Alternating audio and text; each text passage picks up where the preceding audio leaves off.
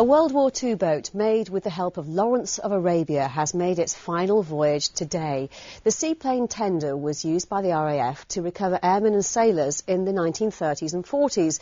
It was the first of a new generation of rescue boats that were faster and more effective. Kaya Lark joined it on the River Thames.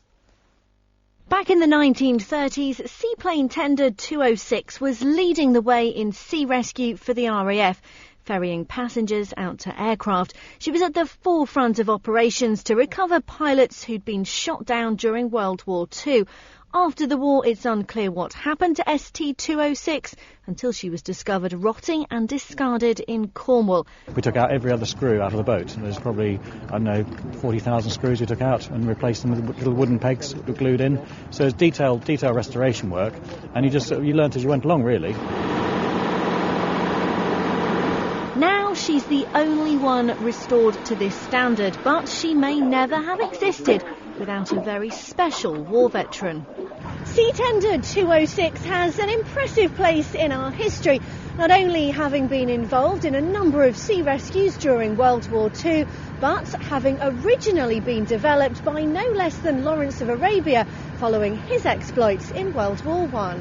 They came about as a result of Lawrence of Arabia as T. Shaw being on duty crew at Mountbatten. And during that particular night, an Irish seaplane crashed with a crew of 12 in it. And he was convinced that if they'd had faster boats, they would have got all the crew out. As it was, they only saved 3 of them.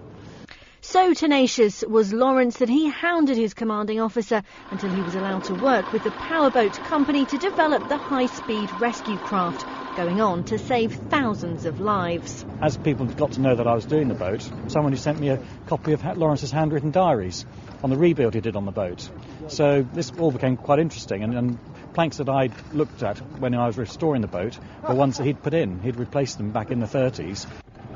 Now on her final journey, she spent 4 days sailing from Lymington to London to her final resting place at the RAF Museum in Hendon. Kaya Lark, Forces News on the River Thames.